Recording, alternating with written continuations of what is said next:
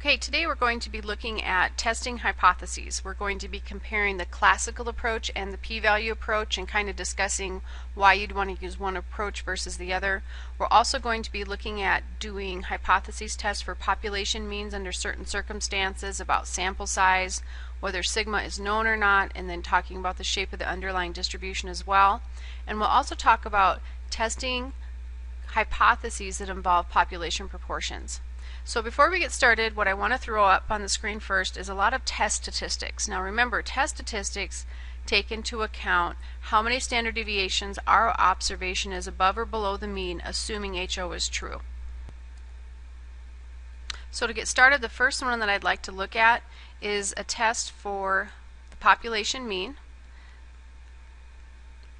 And we're going to say here that sigma is known. That's one of the criteria. That means we know the population standard deviation, and we also know that the underlying distribution is normal. So the observations or the population values are normal, and we know the value of sigma. Another thing here is sample size. Remember, sample size is our lowercase n. Doesn't matter because our underlying distribution is normal. Now what we use here then for a test statistic is going to follow the standard normal distribution. So my test statistic here is going to be z equal x bar minus mu naught sigma divided by the square root of n. Now this is distributed normal 0, 1. Remember, when we see z, we know it's a standard normal random variable. And what this value of z will give me is the number of standard deviations that my evidence or my observation is above or below the mean. And then what I need to do is decide, is this enough evidence to reject the null hypothesis? So again, because we're testing the population mean here, I'm testing h naught mu equals some value of mu naught. And this value of mu naught is the one that's in my test statistic. Now remember, there's three alternative hypotheses here. Mu less than mu naught equal to mu naught, and mu greater than mu naught. And we've talked about all those alternative hypotheses in a previous lecture. So again, if you haven't watched those, make sure that you do. Next, we're going to be testing again for the population mean, but under different circumstances. So here with the population mean, sigma, the population standard deviation, is unknown. So I do not know the population standard deviation, and because I don't know the population standard deviation, I'm going to estimate it with S. Now remember what S is. S is the sample standard deviation. Now another difference in criteria here is X does not have to be distributed normal. So I'm going to put this distributed normal, I'll put the not sign through there. So X does not have to be distributed normal in order for this to be true. However, my sample size does need to be large, so I need to have a value of n that is large. Now large in this case means greater than 40 in order for me to use this distribution. And then what happens is I have a test statistic that looks very familiar. It's always my evidence or my observation minus the hypothesized mean. But instead of sigma here, I'm going to use s divided by the square root of n. So this is distributed normal 0, 1 as well underneath these circumstances right here. Now again, I'm testing a hypothesis about the population mean, so some mu equal mu naught. And then the alternative hypothesis, I have all three of those cases, right tail, left tail, and two tail case. And again, mu naught is equal to the mu naught here as well. Let's go ahead and look at another statistic, another test statistic that I can use for the population mean. And again, I'm doing hypothesis test about the population mean. In this particular case, I have another different setup that I need to account for. This one, sigma is unknown as well. And because sigma is unknown, I estimate it with S, and again, S is our sample standard deviation. Let's go ahead and look at another criteria. In this case, X has to be distributed approximately normal, and the dot, of course, up here means approximately normal. So our underlying distribution is approximately normal. Now in this particular case, n, our sample size, is small. Okay, well what does small mean? Well, it must mean it's less than or equal to 40. If greater than 40 is large, less than or equal to 40 is going to be considered small.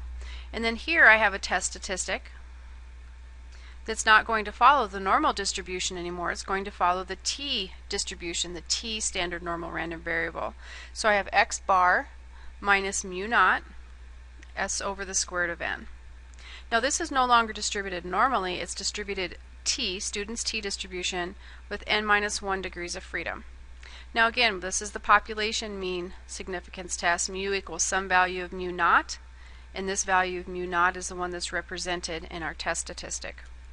So these are a few of the test statistics for the population mean.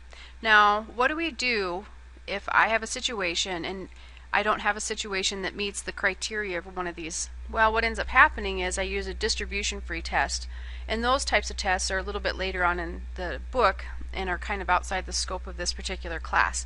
But there are methods to deal with that. Let's go ahead and look at a test statistic for a different type of hypothesis test, and this will be for testing for a population proportion. Now this is an interesting test statistic because we still do the same thing over and over again, even though that we're testing a different population value. So instead of the population mean, we're testing the population proportion. So we're testing something like H naught P, which is the population proportion, equals some value of P naught. Now we still have the same three alternative hypotheses here. We have the left hand, the right hand tail, and we also have the two-tail case. Now we're going to be able to use the test statistic that we'll mark down here in just a minute, provided we have two criteria met. First of all, the sample size times our hypothesized proportion from over here in your null hypothesis has to be greater than or equal to 10, and these should kind of look familiar. And also n times 1 minus p naught, or q naught, the complement basically of p naught, has to be greater than or equal to 10 as well. Now underneath these conditions, what ends up happening is the normal distribution, we're using a normal approximation to the binomial. So these are the conditions that we have to have met here. Now our test statistic is going to follow the standard normal distribution as well. So our test statistic looks like x bar, or I'm sorry, not x bar, we're testing the proportion here. It's going to look at p hat. P hat is our sample proportion minus p naught, and then I have to divide this by some standard error of our estimator for p hat. So let's go ahead and have a look at what that would look like. If you recall from the binomial distribution, we're going to have p naught times 1 minus p naught divided by n, and all of this is square rooted. And this follows the standard normal distribution, so this is distributed normal 0, 1. And that's what I would use for my test statistics here. So again, when we're doing hypothesis testing, it doesn't matter what we're testing, the mean, the proportion, the standard deviation, it doesn't matter. What ends up happening is we follow the same set of procedures. We compare the test statistic to some sort of a critical value, or we compare this test statistic to our distribution to find a p-value, and we compare the p-value to a level of significance. So it's the same thing over and over and over again. We're just using different test statistics when we test different hypotheses, null hypotheses, and then we also draw slightly different conclusions based on what we're working with, whether it's right tail, left tail, or two-tail test. So let's go ahead and jump right in and look at some examples. So for this example, we're going to use some data from one of the examples in the book, but we're going to be testing different hypotheses. So for this example, we're going to look at time that it takes for paint to dry. So paint drying time, as it turns out, is normally distributed. And because it's normally distributed, we can talk about its mean, which in this case we don't know because that's something we're going to test. And we're going to talk about the population standard deviation as 9. In this particular case, we're using minutes. What we would like to test here then is what is the average drying time. Well, the hypothesis is that the average drying time is 75 minutes, but we think we've improved the procedure and it will dry faster. So we want to show somehow, or try to establish our new procedure if the drying time is actually less than 75 minutes. And to do this, we're going to take a simple random sample of observations, and we'll have 25 of those observations. So our first step here is to talk about the null and the alternative hypothesis. And it's important that you really organize things here. Now, our null hypothesis, I'm testing the mean drying time. And right now it's considered to be 75 minutes. That's the status quo. That's the industry standard. And we think we've improved on this process, and we think we've decreased the average drying time. So that's what we're trying to test here. Now, for this particular case, I think I'd like to test this at the 1% level of significance. So let's go ahead and look at that as our next step, the level of significance. Now remember, the level of significance is alpha, and in this case let's go ahead and look at alpha equal 1%. Of course would be 0.01. The next thing we need to do is try and figure out what our test statistic is. Well, actually, let's back up a little bit.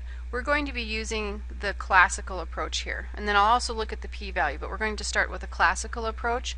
So for the classical approach, what I need to do is to come up with my decision rule.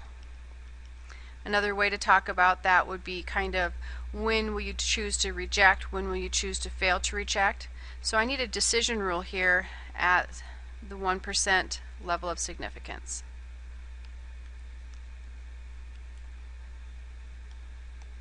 And again, this is the classical approach to hypothesis testing.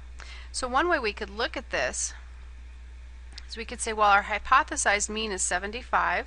We're looking at the less than case, so I have 1% error right here in my tails. Well, this is the distribution of my X bar scores. What I need to do is kind of work backward here with my Z standard normal distribution. So if I standardize 75, I'll get 0. Then what I need to do is to figure out what this 0.01 is. So grab your normal tables, whether you look at the copy in the front of your book or the copy I gave you in class, and on the left hand side where we have negative values, let's get the closest thing we can to 0.01. And I think the closest that we can get is 0.0099, which is 2.33 standard deviations below the mean. So what this means is, if I see an observation, or I get a sample mean that's more than 2.33 standard deviations below the mean, I'm willing to reject the null hypothesis. I'm saying, you know what, this evidence is too strong to any longer consider that the null hypothesis could be true. So a couple of different things here. This red shaded area, this 1%, this is also my rejection region. If I get any test statistic down in this region, I'll reject HO. So let's go ahead and write out our rejection rule, or our rejection region. I will reject HO in favor of HA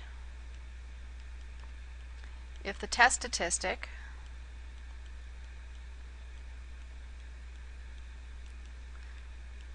is less than negative 2.33.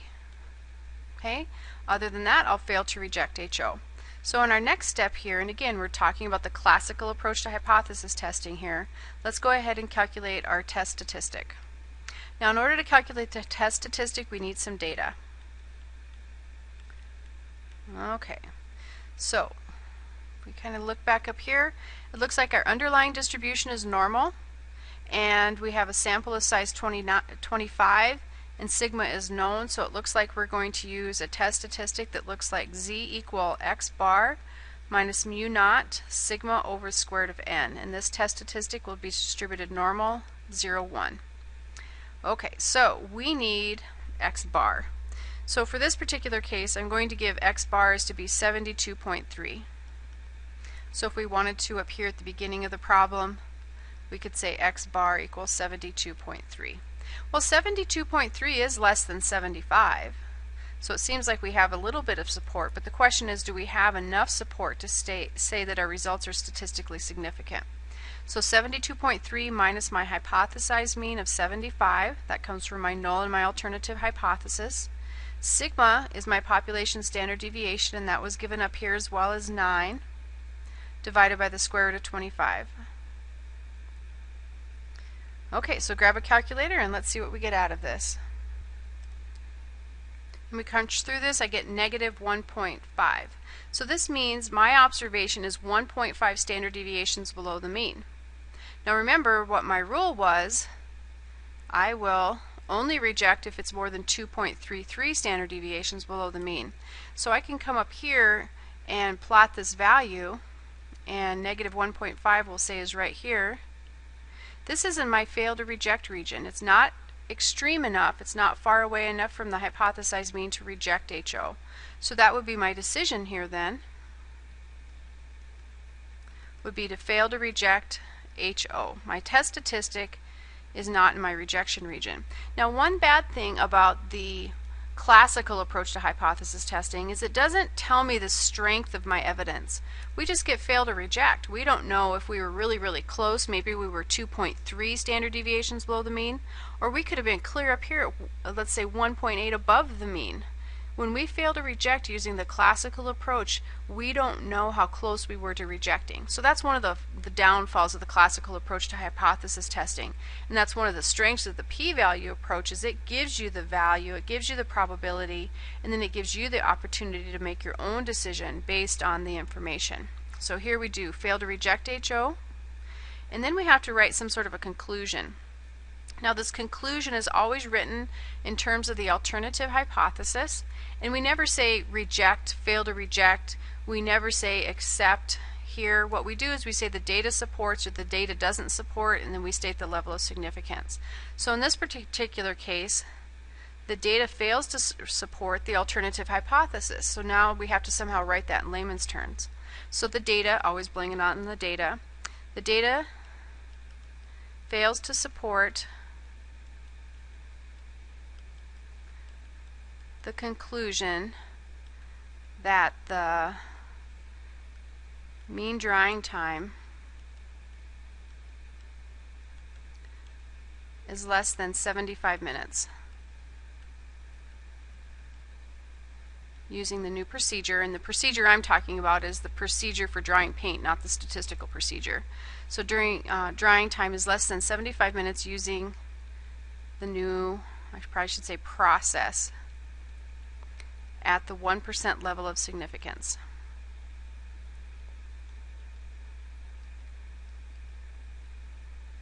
Okay, so again, we follow the steps, we come up with a nice little conclusion. Now I would like to do the exact same thing again, but in this particular case I would like to use the p-value approach. Now when we use the p-value approach, we have the exact same start, and again this example is going to be a little bit different because we're using the p-value approach. The last one was the classical approach. And when we get started here, I have the same setup, I have the same distribution, I'm going to use the same test statistic, but my steps are going to be a little bit different. So usually here we would state the level of significance, and this would kind of be my comparison point. Well, I would like to try a few different levels of significance on this one. I would like to use alpha equal 5%. I guess we've already done 1%, we may as well include it again. 1%, 5%, and 10% level of significance. Okay, and the next thing we do is we calculate the test statistic. And again, this is the same data that we just used. So we know from above that z equal negative 1.5. So my observation is still 1.5 standard deviations below the mean. And now I'm going to calculate the p-value. Now this is a left tail test. And when we calculate the p-value, I'm basically looking at the probability of seeing a value as extreme or more extreme than 1.5, assuming HO is true. So I'm looking at my test statistic, and I move in the direction of the alternative hypothesis, and this is my p-value. Whatever this region is my p-value. So again, grab your tables, front cover of your book or the sheet I gave you as a handout, and let's look up negative 1.50. We get 0.0668. So this is my p-value. So p equals 0.0668. Okay, now this is giving me a little more information than the classical approach. The classical approach, I didn't know how close I was to the 1% level of significance. Now again, usually we don't test this at 3 different values of significance when I come up with my decision, but I want you to be able to compare these. So let's go ahead and look at our decision. I'm going to have a little bit of a table here. So we have a p-value, I have an alpha value, and then I have some sort of a decision. Now if you produce one of these tables, it's best to look in order of your levels of significance, meaning start with 0.01, 0.05 and go up to 0.10 or vice versa. But don't mix them up, because once we start to see a trend of rejecting, then we could see the pattern that occurs. I would reject in any other value that's smaller for my level of significance as well. So my p-value is not changing. The p-value does not change. Now for this particular case, p is greater than alpha. 0.0668 is greater than 0.01. In this particular case, p is greater than alpha as well, but for this case, p is less than or equal to alpha. So I have different rules here that allow me to draw different decisions or different conclusions. So at p greater than alpha, I failed to reject. Failed to reject. And then here I finally reject HO in favor of HA. So being able to come up with one of these little tables is nice. Now you might say something like, what is the smallest percentage, or what is the smallest value of alpha that I could reject HO in favor of HA to the nearest hundredth? So let's say 0.07. Well, p would be less than alpha there, so that's the smallest value to the nearest hundredth where I could reject HO. So you can answer all sorts of interesting questions from here. Now I really have two different sets of conclusions here. So the first conclusion I'm going to write is when I fail to reject HO. Now remember, in our conclusion, we never say reject, we never say fail to reject, we never say accept, we don't say HO, we don't say HA. What we do is we try and write this in layman's terms. So for this particular example, and all examples actually, blame it on the data. So the data, and actually I'm going to start this one a little bit different than I did the last one, just so you can see how some of these can be rewritten. At both the 1% and 5% levels of significance,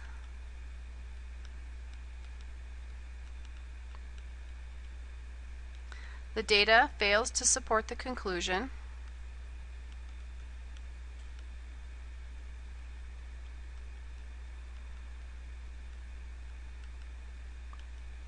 that the mean drying time, or the average drying time, is less than 75 minutes.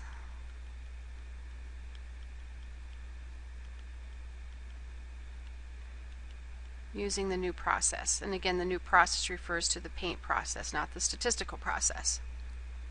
Okay, well let's draw another conclusion. This conclusion will be for when we rejected HO. Same rules. We don't say reject, we don't say fail to reject, we don't say accept, we don't say HO, we don't say HA. We try and write this in layman's terms about what we were trying to test, the researcher's hypothesis, the alternative hypothesis. So we could say at the 10% level of significance, the data supports the conclusion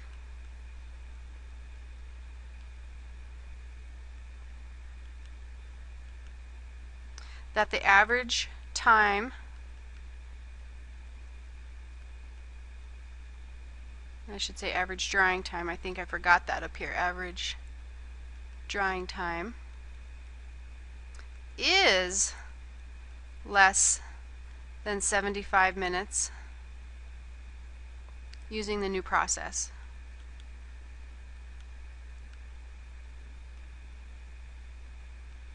Okay, so basically what we found out is our evidence is pretty strong at one level of significance, but not so much at another.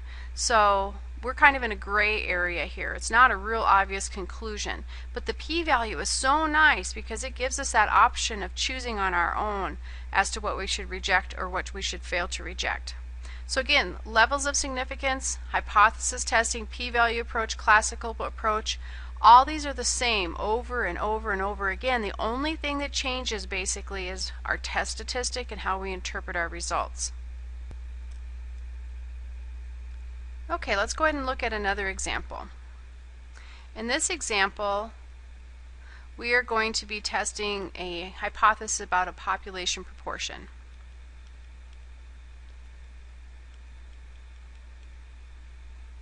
Okay, let's go ahead and look at the details.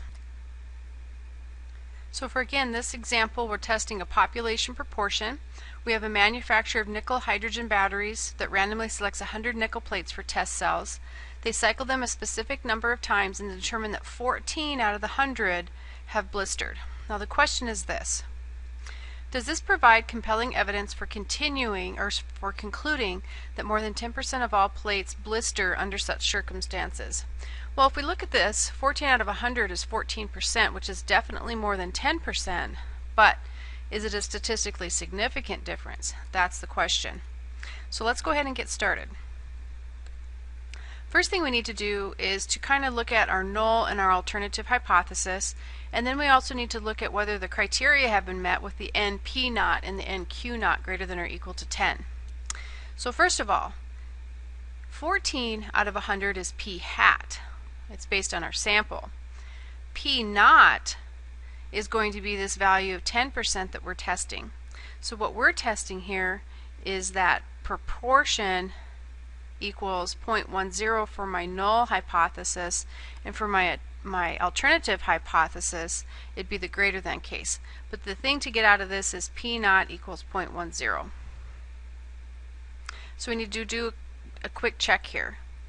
N P naught and NQ naught, which is 1 minus P naught, both have to be greater than or equal to 10.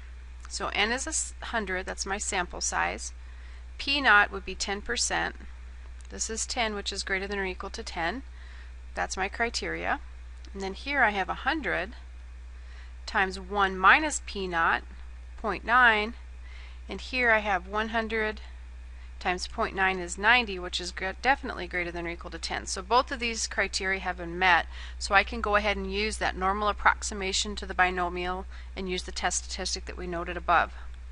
So let's go ahead and get started. First thing we always do is we state HO and HA, and as I have up here, HO is equal to proportion, population proportion equals 10%. Now we could test the right, left, or the two-tail case, but again this one is saying more than, so that would be greater than 0.10. Okay, for the next, here I state some sort of level of significance. Now I'm going to go ahead and use the p-value approach. And again, the classical approach you can use as well. It doesn't matter. I'm just choosing to use the p-value approach because I think it's the more difficult one, and I want to have a little bit more practice with it with you guys. So the levels of significance that I want to check here are alpha equal 1%, 5%, and 10%. And the reason I'm using 3 of these is just so I can kind of practice comparing my p-value and my level of significance. And again, with the p-value approach, the next thing I'm going to do is calculate my test statistic. And right now I only have one test statistic for the population proportion, but I've met all the criteria for it. So here I can see z equals p hat minus p naught divided by the square root of p naught 1 minus p naught over n. This is p naught, not p to the naught. Now again, I'm going to scroll back up here to have a look. But this is on the list of my criteria of all my different test statistics that we had right away. So again, NP naught greater than or equal to 10, and Q naught, or 1 minus P naught, greater than or equal to 10. This is the test statistic that I'm using. P hat is the sample proportion, P naught is the hypothesized population proportion. So that's where that formula came from. Okay, so let's go ahead and crunch some numbers. P hat, that was my 14 out of 100, or 0.14. P naught is my hypothesized value. That's this one right here. And notice that these are always the same. They don't change between HO and HA. And then in my denominator I have the square root of P naught, 0.10, 1 minus 0.10. Notice I'm not using P hats here, all over 100. So let's crunch this through and see what we get. And we get 1.3 repeating, but because my normal tables go out to hundreds, I can keep it as 1.33 and round to there. I don't want to round this to 1.3. I want a little more accuracy there because my tables do go out to hundreds, and I certainly don't want to round to 1. So what this is saying is my observation is 1.33 standard deviations above where I would expect to be if HO was true. Now I can determine my p-value, again assuming HO is true. So for my p-value, I'm going to use this test statistic of 1.33. So 1.33 standard deviations above the mean. My alternative hypothesis is the greater than case, so I check to the right, and this is my p-value. Now remember, our normal tables that we have give us the area to the left. So if we look up 1.33, it's going to give us this large area right here. Or I could use symmetry and look up negative 1.33, and then because of symmetry I know that's also the area above 1.33. So I'm going to look up the negative 1.33, and I get 0.0918. And again, you could look up this and subtract from 1 as well. So I get a p-value here that is equal to 0.0918. Okay, now I need to draw, or sorry, not draw a conclusion yet, I need to make a decision. Now usually we don't have a lot of levels of significance, but in this case I'm going to go ahead and look at quite a few so we can use them for comparison purposes. So I'm going to have a table of p-values, I'll have my level of significance, which is alpha, and then I'll have some decision that I make. Now I also want to talk about, in this particular example, results that are statistically significant and not statistically significant. So I'm going to leave a little bit more room here. So my p-value doesn't change. Now my alpha levels go from 0.01, 0.05 to 0.10, and these are just some common alpha levels. I could choose anything I wanted. Well, if you notice here, p is greater than alpha, p is greater than alpha, and here p is less than or equal to alpha. So here I fail to reject, and here I fail to reject as well. Now when you fail to reject, what you see here then are results that are not statistically significant. So the data is not statistically significant.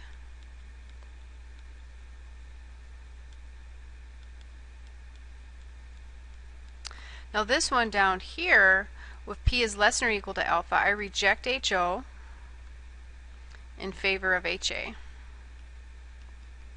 Now these results we say are statistically significant. So these results say that the data is statistically significant.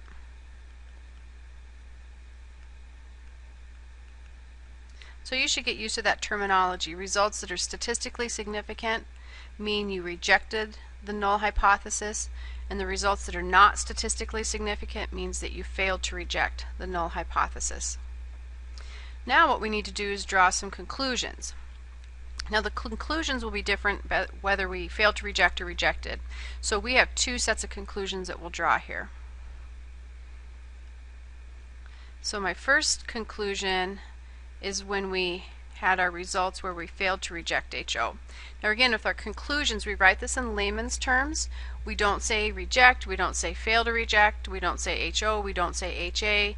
We blame it on the data, we state the level of significance, okay, and then we can also state the p-value if we'd like to as well.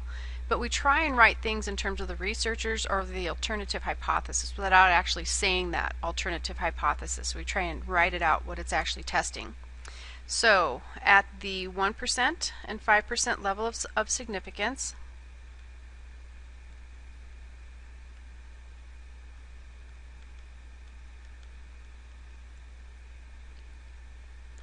and if we wanted to, we could state a p-value here, because when we state the p-value, it's actually a good idea to state the p-value. The person reading the document can say, oh, that's how much evidence they had. So it gives us a little bit more information. So at the 1% and 5% levels of significance with a p-value of 0.0918, the data does not support the conclusion that the true proportion or the population proportion. Now we were checking blistered packages. Let's see our wording up here. Okay, does this provide compelling evidence for concluding that more than 10% of all plates blister under such circumstances? So we'll use that same terminology, that the true proportion of plates that blister is not more than 10%. So there's one conclusion if we fail to reject. Now here's our other conclusion for when we rejected HO. Now usually you don't write two conclusions, but I'm just trying to give you lots of examples so you can see a good way to write these. So here we would say at the 10% level of significance, and again our p-value here was 0.918. At the 10% level of significance, the data does support the conclusion that the true proportion of plates that blister is more than 10%. And again, how you write this matters. Again, notice I don't say HO or HA. I write everything out in terms of the alternative hypothesis, but in words. So you don't need to know HO and HA or a lot about statistics in order to read the results and understand what was concluded. So we've looked at a right tail test, we've looked at a left tail test, we've looked at a test of the means, we've looked at a test of the proportions. For our last example, let's try and find something that uses the t-distribution and has a two-tail test. Okay, let's read through our example.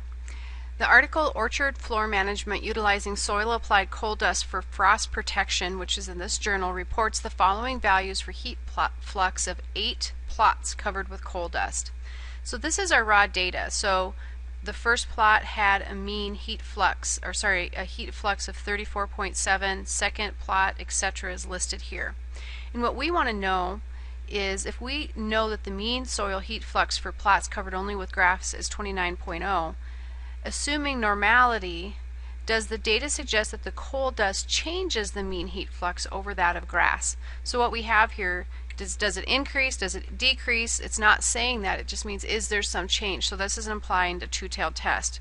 And again, I'm going to use the p-value approach. You could use the classical approach to hypothesis testing as well.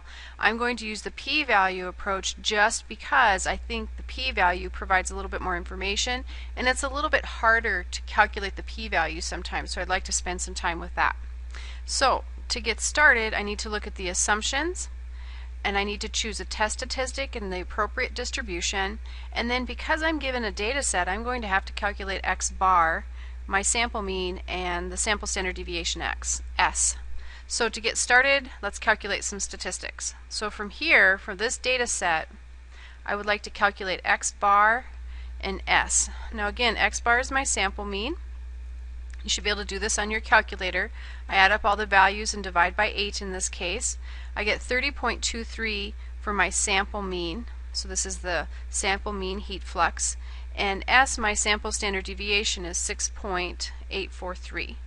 And lowercase n, which is my sample size, is 8. So what I have here are a list of assumptions. So here I know my underlying distribution is approximately normal because that was given to me. I do not know sigma, so sigma is unknown. And I have a sample of size 8. Well, if I had this situation and my sample size was more than 40, I could go after the z standard normal distribution. But because my sample size is small here, only 8, I'm going to go after a test statistic that follows the t distribution. So first of all, let's go ahead and get started writing out hypotheses. Write out my test statistic 2 real quick. S over root n, and this is going to follow t 8 minus 1 degrees of freedom. So in this case, HO and HA, and here I'm testing the mean, and I'm testing it against the mean soil heat flux for plots covered only with grass. And then I just say, does coal change anything? So because I'm not looking for increase or decrease, I just look for the not equal to case here. So I have a two-tailed test. So for my levels of significance,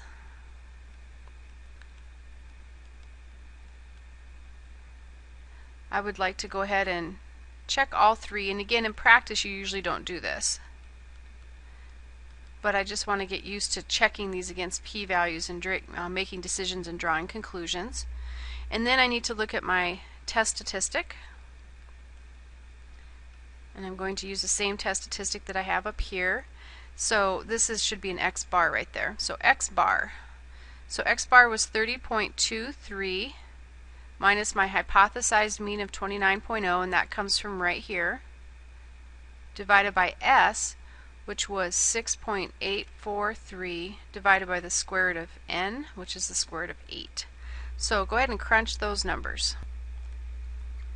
So what I got here for my value was pretty small, 0.508. I guess it'd be, yeah, 508. We'll go with 508. Now we're using the t-distribution, and if we wanted to take this out further we could, but what we're going to find out is when we calculate p-values using the t-tables in your book, you can't come up with exact p-values. You're going to come up with a range of p-values because the t-tables can't be quite as accurate as the normal tables because they don't contain all the probabilities across the top. So what this is saying is I'm about a half of a standard deviation above where I would expect to be if HO was true. So this does not look like very much evidence to support the alternative hypothesis. So there's my test statistic. Let's go ahead and calculate the p-value. Now if we remember the p-value, this is a two-sided test or a two-tailed test. So that means once I find my p-value I need to double it. So let's keep that in mind. So I have the t-distribution is centered at the mean. This is the t-distribution with 8 minus 1. The t-distribution was 7 degrees of freedom, and always mark that on your tables. And here I am at 0.508. Now this definition of the p-value doesn't change with the t-distribution. It's the probability of seeing a test statistic as extreme or more extreme. So I'm looking for the tail. And so this will be half of my p-value because it's a two-tailed test. Okay, now I'll give you a second to grab your t-tables, and what ends up happening here is we come up with a range of possible p-values. So using your t-tables, you look down the left-hand side to 7 degrees of freedom, and then what you do is you go across and you try to find 0.508 across. Well, 0.508 here, it doesn't even register. If you look at how your values are going, they go 1.415, 1.895, 2.365. They're getting larger. So 0.508 is going to be associated with the 0.10 that's directly above the 1.415. So if you look at the trend there, what we're looking for is a p-value then of greater than 0.10. So what I get here is my half p-value is greater than 0.10. That's the best I can do. Now that's quite a large range of values. Now I have to double this, so my actual p-value is going to be greater than 0.20. That's a big p-value. Now sometimes when you use the t-tables you can come up with a range like a left and a right endpoint, but for here we basically have a range of 0.20 to 1 because the largest p-value is 1. So now I need to make a decision, and this is going to be pretty easy to make a decision because this is such a large p-value. So I have a p-value, I have my levels of significance, and again I'm just doing this so you guys can have some practice at comparing some different levels of significance. So I get p is greater than 0.20. That's the best I can do. And you can use Minitab or R to come up with a better value than this or a more precise value than this, but this is the best our tables will do. Now if you notice, all of my levels of significance, p is greater than all those. So all of these, p is greater than alpha. P is greater than alpha for all of these. So what this ends up meaning is we fail to reject HO for every one of these. So the data is not statistically significant at any of these levels. This is pretty strong evidence against our researchers' hypothesis or against HA. Now it'll be easy to draw the conclusion here because we don't have to draw two of them like we usually do.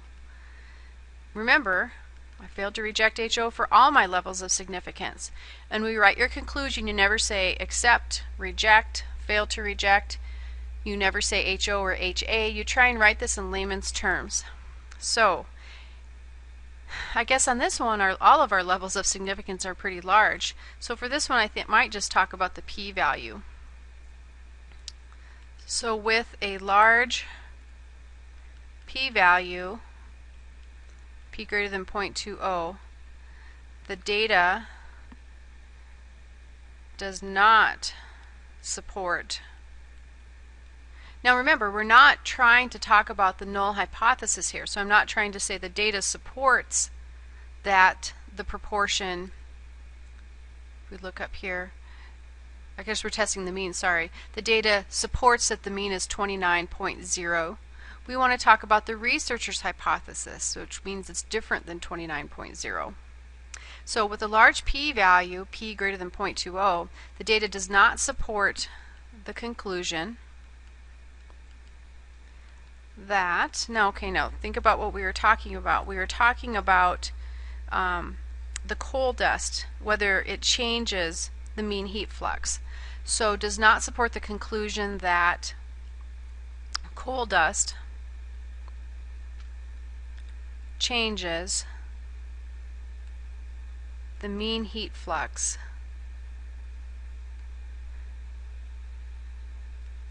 from 29.0. Okay, so let's have a look. With a large p-value, p greater than 0.20, the data does not support the conclusion that coal dust changes the mean heat flux from 29.0. So that's our conclusion. The researcher's hypothesis does not have support. Now just as another quick side note, remember there's two types of errors that can be made when you're hypothesis testing. You can make a type 1 error, which is alpha, or level of significance, or we can make a type 2 error, which is beta. Now, what type of error could we have made here? Well, remember, type 1 error is reject HO when HO is true, so I couldn't have made that one because I didn't reject HO. Type 2 error means you fail to reject HO when HO is false, so I could have made a type 2 error here. I could not have made a type 1 error, I could have made a type 2 error here.